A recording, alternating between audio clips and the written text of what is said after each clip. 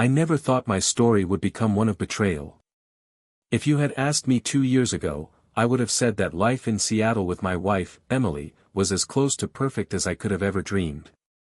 Our apartment looked over Elliott Bay, the water shimmering even on overcast days, and when the ferries drifted by against a backdrop of mountains, it felt like a postcard I was somehow living inside of.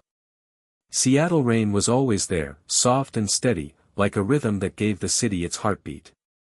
I didn't mind it. In fact, I loved the way the wet streets reflected neon lights from Pike Place Market or the quiet glow of a corner coffee shop. Rain meant warmth indoors, evenings with Emily curled up on the couch, tea in hand, watching old movies. Those were the moments I thought would last forever. Emily was the kind of woman people noticed without her trying. Her smile had this quiet warmth that drew you in. She was in her late 20s, with chestnut hair that spilled in waves down her shoulders and eyes the color of green glass bottles, the kind you sometimes find washed up on the shore. She worked as a graphic designer for a tech startup, and though she never bragged, her work was brilliant. Clean, modern, beautiful, just like her. Our mornings always started the same way, coffee grinding, kettle whistling, the rich scent filling our apartment. Emily hated mornings, so I'd usually be the one to get us going, leaving her cup with just the right amount of almond milk and a touch of cinnamon. She'd stumble out of the bedroom, hair messy, oversized sweatshirt hanging off her shoulder, and give me that half-asleep smile I lived for. For a long time, I thought routine was safety. I thought love was just finding that rhythm and staying in it. But love, as I would learn, is fragile. It cracks slowly, like glass under pressure, until one day you realize it's shattered. The first crack came on an ordinary Thursday. Emily had been distant all week, nothing obvious, just little things. She spent more time on her phone, holding it closer when I walked into the room. She lingered in the bathroom longer than usual. At night, instead of cuddling against me, she turned to face the wall, saying she was exhausted.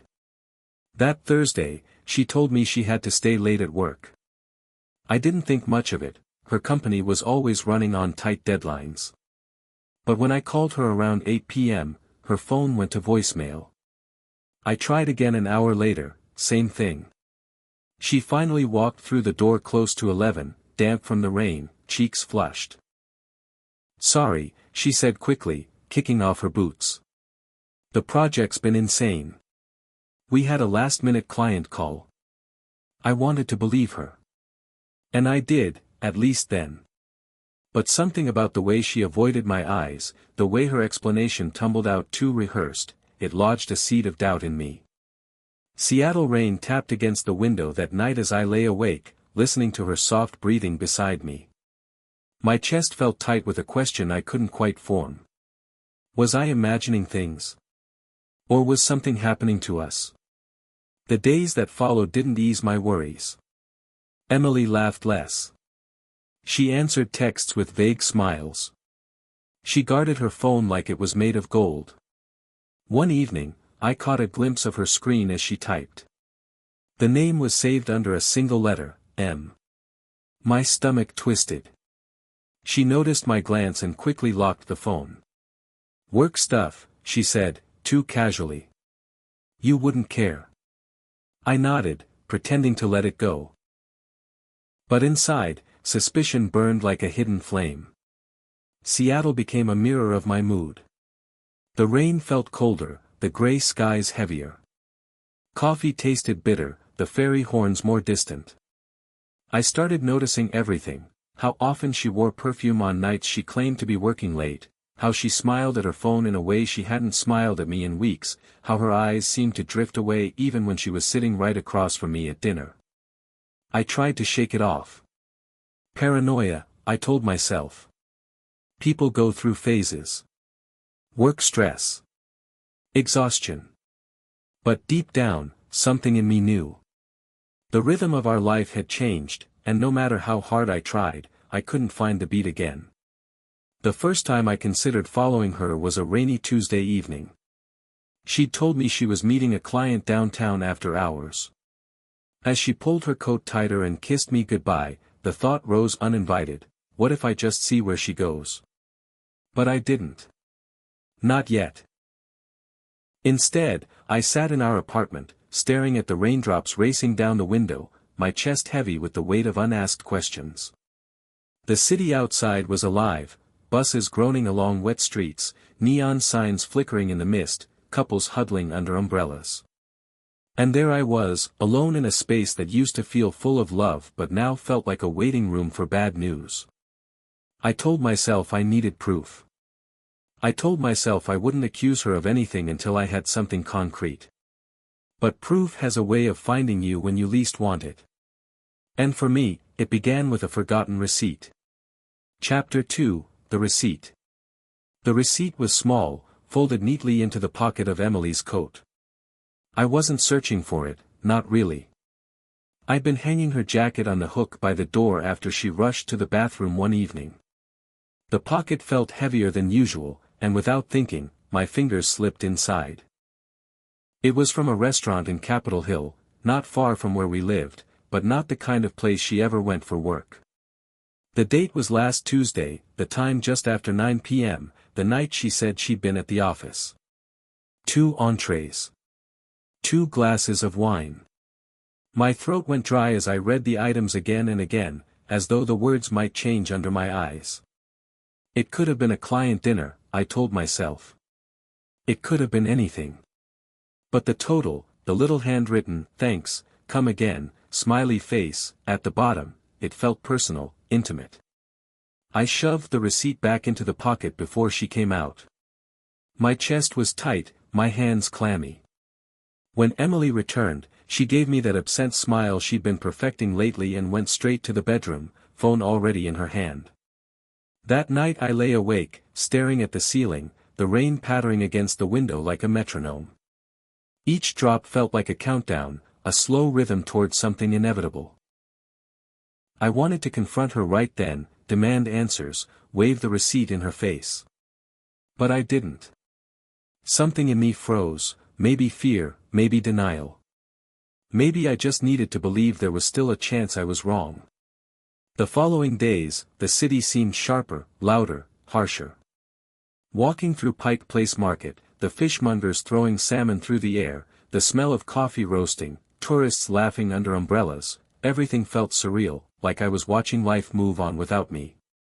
Emily was there but not there. She smiled at my jokes but her eyes didn't shine the way they used to. She asked about my day but her voice was distracted, as though she were already elsewhere. I started keeping mental notes, the way her phone lit up late at night, the sudden carefulness with her appearance, the new lingerie tags I found in the trash. Each clue stacked up, and with them, the dread grew heavier. One Friday evening, I suggested we go out to dinner, just the two of us. She hesitated, just for a moment, before agreeing.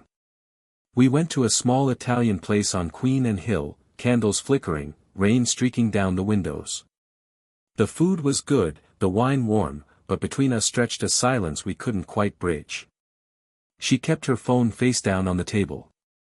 At one point, it buzzed, and I saw her hand twitch as if to reach for it, but she stopped herself. "Everything okay?" I asked, trying to sound casual. "Yeah," she said too quickly. "Just work. They don't know how to stop bothering me." I nodded, pretending to believe her. But my stomach was in knots. Later that night, as we walked back to the car, I slipped my hand into hers. For a moment she held it, warm and familiar. But then, almost unconsciously, she pulled away. That small gesture cut deeper than any word. Seattle's streets glistened with rain, streetlights reflected in puddles, the air carrying the faint scent of the sound. Around us, the city moved on, indifferent to the quiet unraveling of our lives. I lay awake again that night, listening to her soft breathing. The receipt burned in my mind, along with a new resolve. I couldn't just sit in the shadows anymore. I had to know. The next week, I did something I never thought I'd do.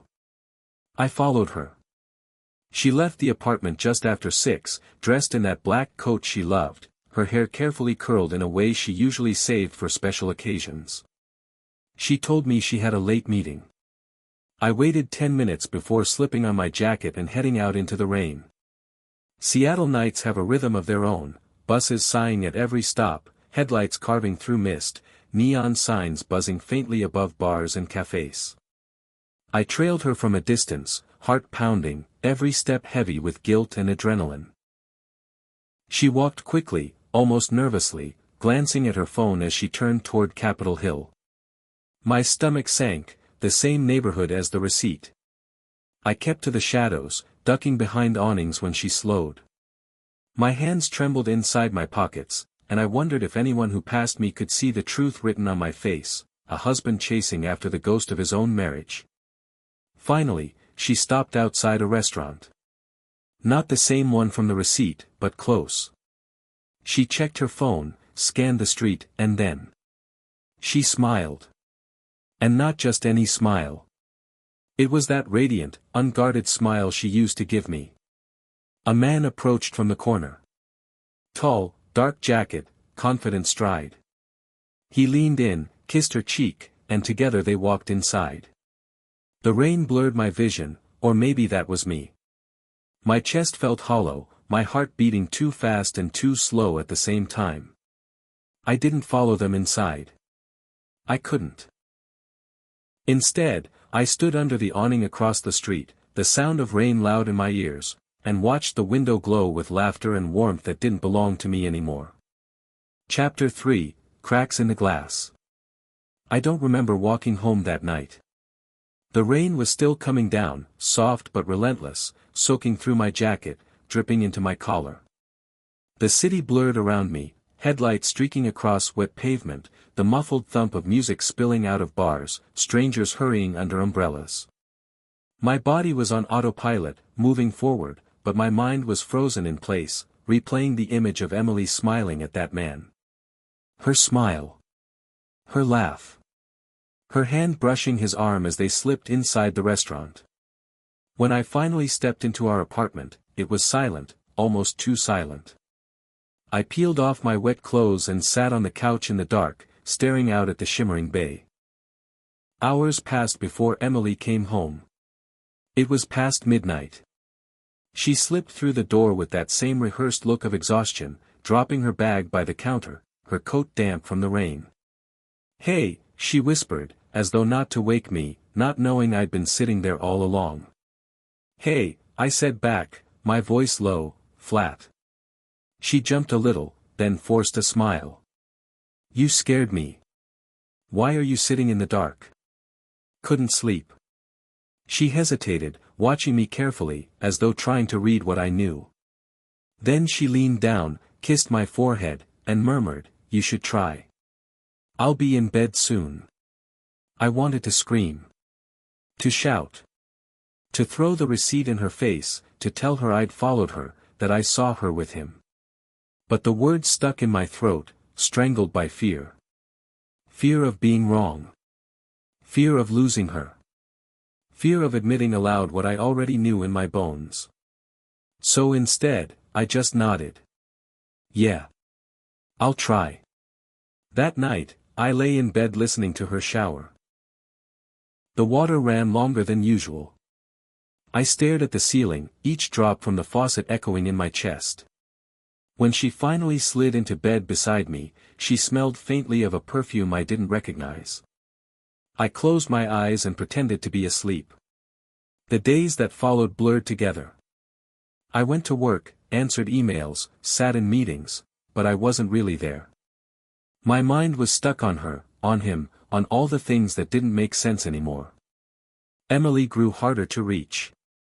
She smiled when she had to, but her eyes were distant. Her phone never left her side. Sometimes I'd hear her typing in the bathroom with the door locked, soft little bursts of laughter under her breath. At night, I'd lie awake listening to the rain, staring at her back turned to me. I wondered what she dreamed of, whose face filled her thoughts, whose name lingered on her lips. One Saturday afternoon, I tried to bridge the distance. "Let's do something," I suggested, standing in the kitchen while she scrolled through her phone. "It's been a while since we really went out together. Maybe the aquarium?" Or a hike at Discovery Park. She didn't even look up. I can't today. I've got too much work to catch up on. Work. Always work. I leaned against the counter, watching her thumbs move across the screen, her eyes glued to something I wasn't part of. Emily, I said softly, are you happy? Her head shot up, eyes wide. What kind of question is that? I don't know, I admitted. You just seem far away lately. Like you're somewhere else, even when you're right here. She laughed nervously, shaking her head. You're overthinking. I'm just stressed, that's all. Deadlines, clients. You know how it is. I nodded, but I didn't believe her. And she knew I didn't believe her. That evening, when she left again, claiming to meet a coworker about design edits, I sat alone in the apartment, the silence unbearable. I poured myself a drink, then another, staring at the reflection of city lights on the bay. Finally, I picked up my phone and dialed. Mark? I said when my best friend answered groggily. Can we meet?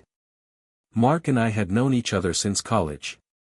He was blunt, sometimes too blunt, but he was the kind of friend who'd tell you the truth even when it hurt.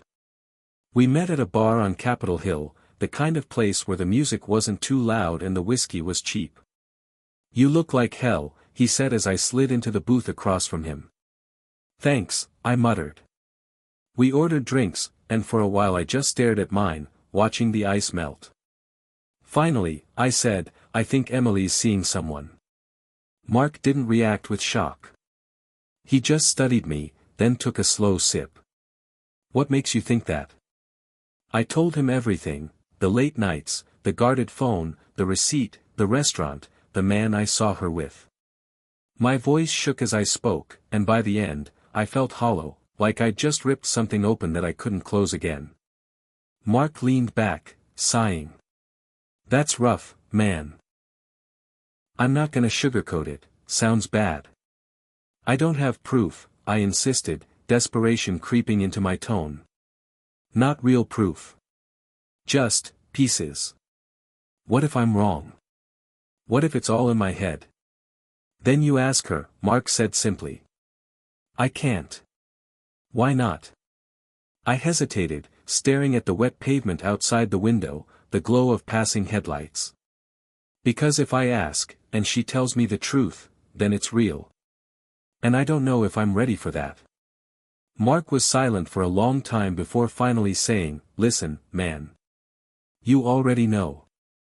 You wouldn't be here, you wouldn't be drinking with me on a Saturday night, if you didn't already know. The only question is what you're gonna do about it. I didn't have an answer. When I got home, the apartment was dark. Emily wasn't back yet. I sat on the couch, staring at the door, waiting. When she finally walked in, close to 1 a.m., she looked startled to see me awake. You're up. Yeah, I said quietly. She slipped off her shoes, her expression carefully neutral. I told you I'd be late. Where were you, really? Her head snapped up. What do you mean? You weren't with a coworker. My voice was steady, but inside I was shaking. I saw you. Last week. At the restaurant. With him. For a moment, everything stopped. The rain outside, the hum of the refrigerator, even my own heartbeat. Emily's face went pale. Then, just as quickly, she laughed, sharp, defensive. You followed me? I needed to know, I said, my voice breaking. Emily, is there someone else? She didn't answer.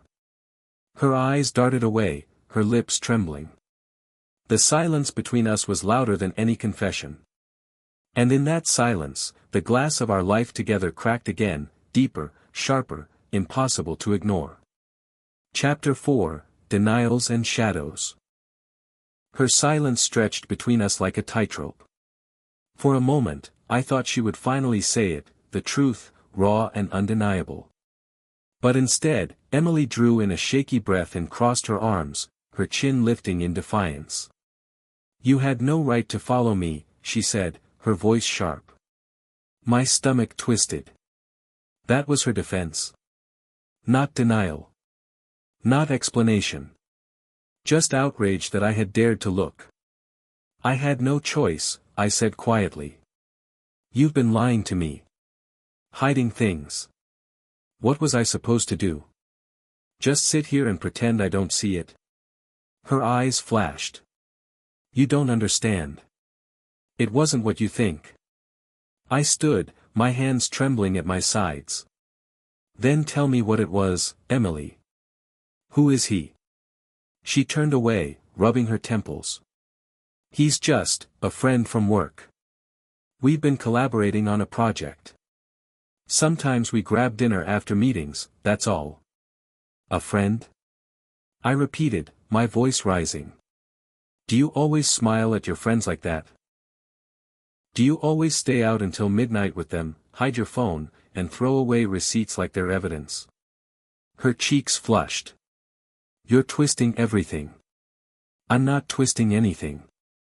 I saw you. With him. You weren't talking about work, Emily. You were laughing. Touching his arm. That wasn't business. She spun back toward me, her eyes wet. So what, now you're spying on me? Digging through my things? God, do you realize how insane this is? Insane. My laugh was bitter, hollow. What's insane is the way you've been acting. You think I don't notice? The late nights, the secretive texts, the perfume I've never smelled before. You've already left me, Emily, you just haven't said it out loud. Tears spilled down her cheeks, and for a moment, my anger faltered. Seeing her cry used to undo me, used to make me want to wrap her in my arms and protect her from the world. But now? Now it just felt like smoke, a performance designed to blind me. Please, she whispered.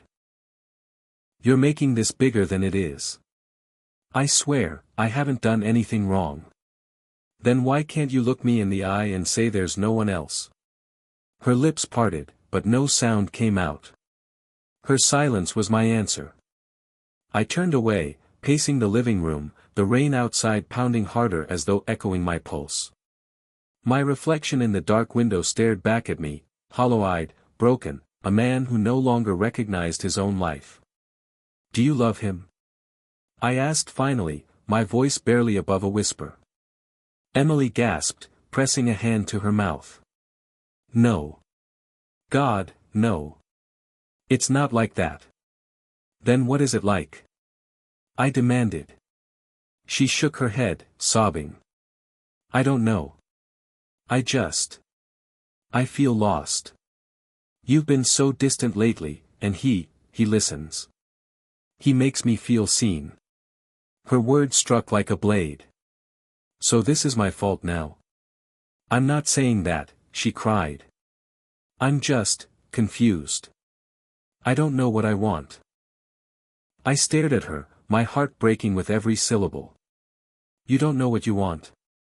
Emily, we built a life together. We promised forever. And now you're standing here telling me you don't know if you even want this anymore. Her sobs deepened. I'm sorry. I never meant to hurt you. But she had. And no apology could stitch together the cracked spiderwebbing through my chest. That night, we barely spoke. She curled up on the edge of the bed, her body turned away from me, while I lay awake, staring at the ceiling. Every sound, the tick of the clock, the drip of the faucet, felt amplified, unbearable. In the stillness, my thoughts spiraled. I replayed every moment of the past few months, every unexplained detail, every missed connection. I thought of the man's face, the easy way he'd leaned in, the way her smile had lit up for him. The city outside was alive, the distant wail of sirens, the whoosh of tires on wet streets, the hum of nightlife. Seattle moved on, but inside our apartment, time stood still, frozen in betrayal. Sleep didn't come. When dawn broke, pale light spilling through the blinds, I got up and brewed coffee, my hands shaking as I measured the grounds. Emily eventually shuffled out, eyes swollen, hair tangled. Neither of us spoke as I set a mug in front of her. Finally, she broke the silence. "I need space." The words landed like a hammer. "What does that mean?" I asked flatly. I need time to think. To figure things out." "You mean you need time to decide between me and him," I said bitterly. Her lip quivered. She didn't deny it. That was worse than any confession. The days that followed were unbearable. Emily stayed in the apartment, but it was like living with a stranger. She spent hours locked in the bedroom on her laptop, or scrolling her phone with her back turned. Conversations were clipped, mechanical. Meals were eaten in silence. At work, I went through the motions, but my mind was elsewhere. I couldn't focus on deadlines or spreadsheets. Every time my phone buzzed, I hoped, irrationally, that it was her, telling me she'd made a decision, that she was choosing us. But it never was. At night, I found myself wandering the streets of Seattle, unable to face the suffocating silence of our apartment. I walked past the waterfront, the salty air sharp in my lungs, the Ferris wheel glowing against the dark sky. I wandered Pike Place, empty at night, the market stalls shuttered and the neon sign buzzing faintly. I walked and walked until my legs ached, but no amount of distance could pull me away from the reality waiting for me at home. I was losing her. And the worst part? She wasn't even fighting to stay. One evening, about a week after our confrontation, I finally broke. She was sitting on the couch, scrolling her phone, her face illuminated by the glow of the screen. "Who is he?" I demanded. Her head snapped up. "What?" "The man. The one you keep seeing. The one you can't stop smiling at. Tell me who he is." Her hands tightened around her phone. "It doesn't matter." "It matters to me," I said, my voice shaking. "If you're going to burn everything we've built, I deserve to know whose face you're burning it for." Tears welled in her eyes. For a moment, I thought she'd refuse again. But then she whispered, "His name is Michael." Michael. Just a name, but it hit me like a punch. "Do you love him?" I asked again, my voice breaking. She hesitated. Too long. And in that hesitation, I found my answer. That night, I packed a bag. Not all my things, not yet. Just enough to get away, to breathe. Emily didn't stop me. She just sat there on the couch, staring at her phone, silent tears sliding down her cheeks. I closed the door behind me and stepped into the Seattle night.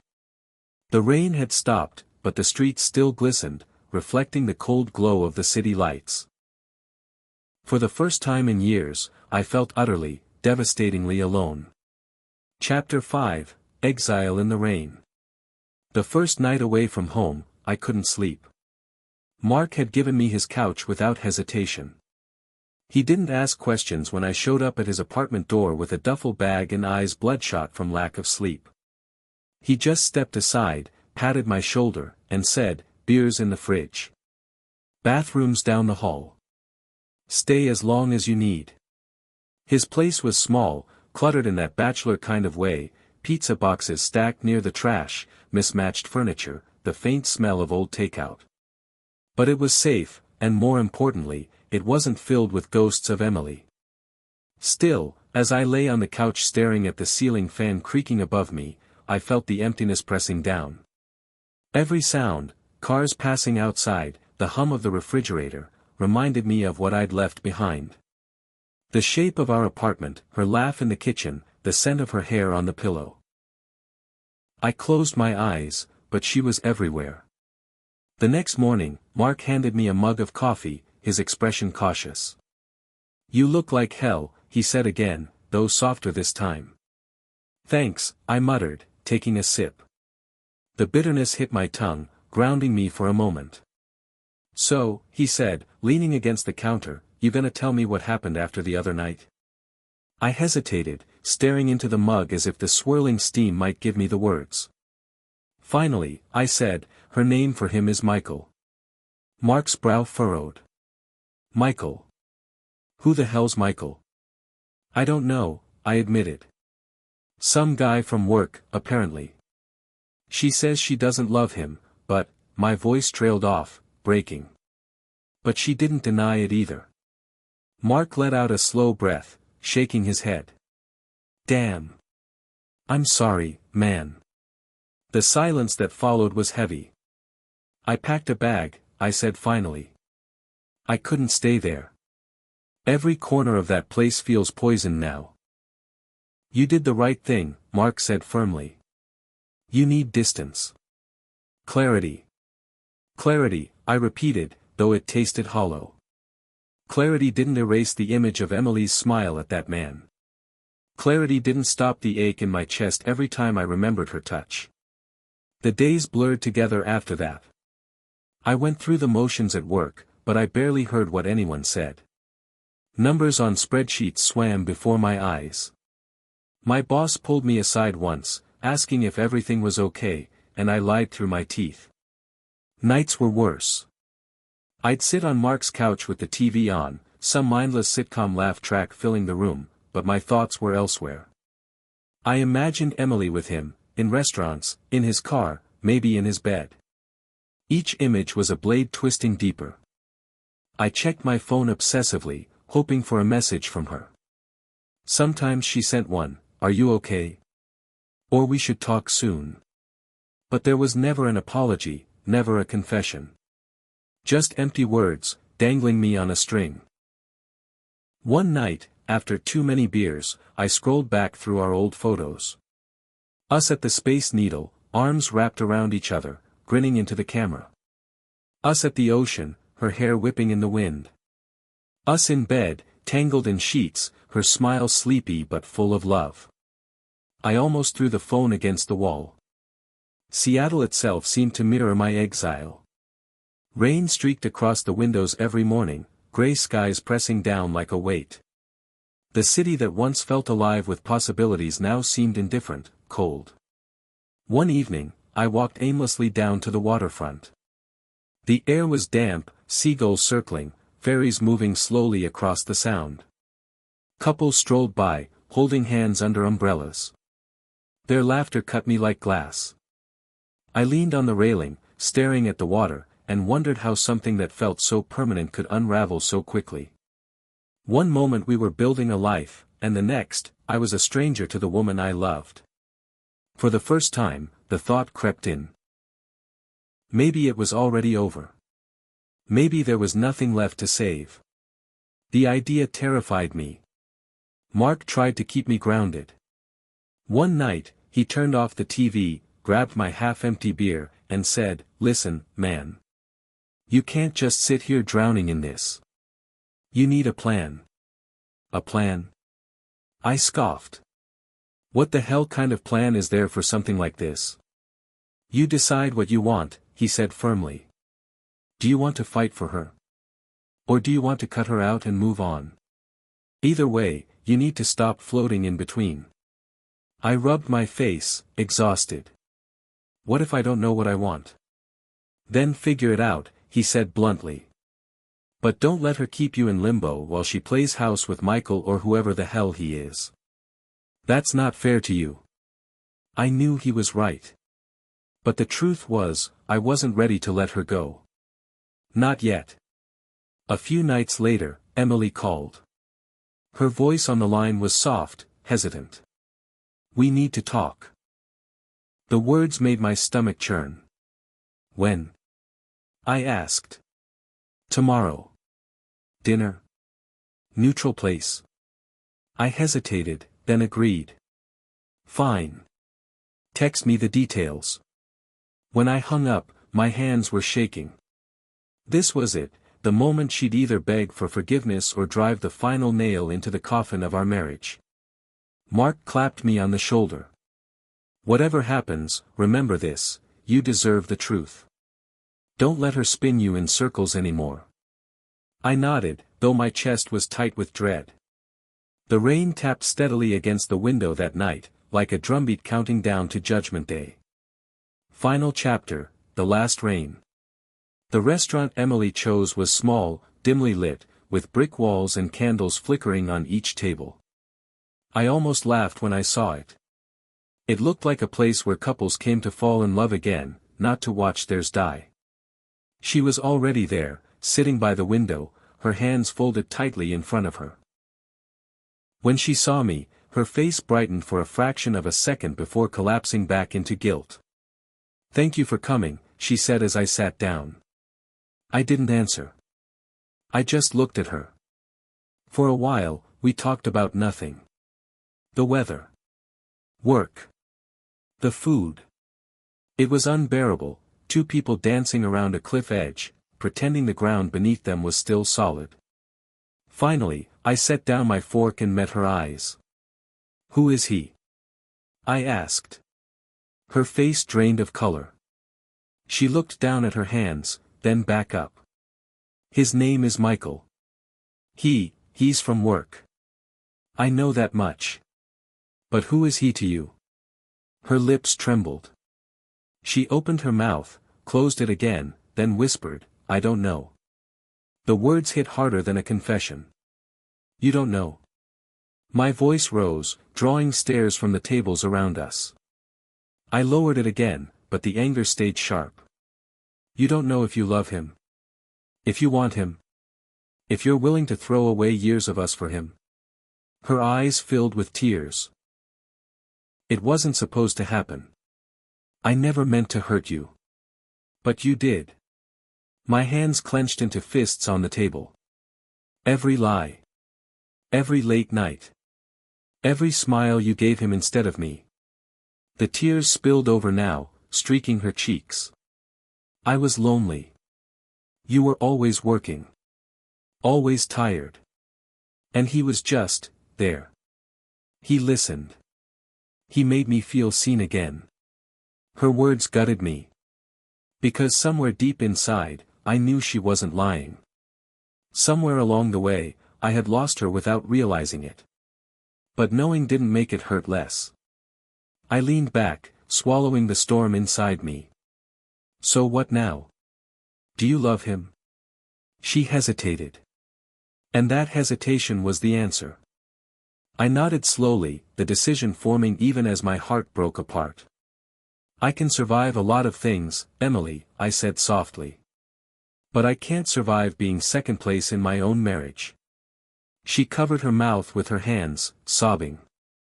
"Please, don't do this." But I was already standing. Outside, the rain had started again, steady and cold. I walked without knowing where I was going, just moving through the streets of Seattle with the city lights blurring in my vision. Each step felt like tearing away a piece of myself, but with each piece gone, I also felt lighter. By the time I reached the waterfront, the air smelled of salt and storm. I leaned on the railing, the same spot I had stood days before, only now I wasn't wondering if it was over. I knew. Behind me, the city hummed with life. Ferries glided across the Sound. Neon signs glowed. Strangers hurried by, each carrying their own heartbreaks, their own stories. And me, I was no longer a husband. No longer her anything. Just a man in the rain, bleeding but still standing. I pulled out my phone. There were 3 messages from Emily. "Please. Come back. We can fix this." My thumb hovered over the screen. For a moment, the old instinct flared, to forgive, to run back, to patch over the wounds. But then I remembered her hesitation, the silence before she answered if she loved him. I deleted the messages.